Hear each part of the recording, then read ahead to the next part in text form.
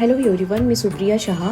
आज आपण बघतोय की इथे डे 5चा क्लास आहे। ह्या डे 5च्या क्लासमध्ये मी जो काल सेशन झाला होता प्रोडक्ट नॉलेजच्या बाबतीत, मी पूर्ण रिव्हिजन घेतलं आणि प्लस माझ्या प्रत्येक स्टुडंटला सेपरेटली विचारून प्रोडक्ट नॉलेजच्या बाबतीत कळलं आहे की नाही या बाबतीत मी विचारून घेतलं। त्यानंतर आपला जो आजचा सेशन आहे तो ब्रश नॉलेजचा सेशन।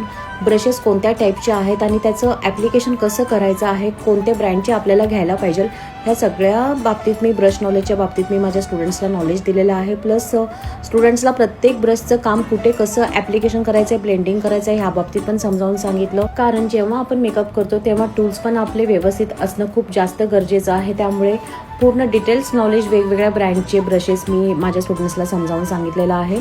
तर अशाच प्रमाणे मी माझ्या स्टुडंट्सला थेरी नॉलेज मी माझ्या क्लासमध्ये पूर्णपणे देते। तुम्हीही माझे नेक्स्ट बॅचेस जॉईन करू शकतात। खाली कॅप्शनमध्ये पूर्ण डिटेल्स दिलेले आहेत। Thank you so much.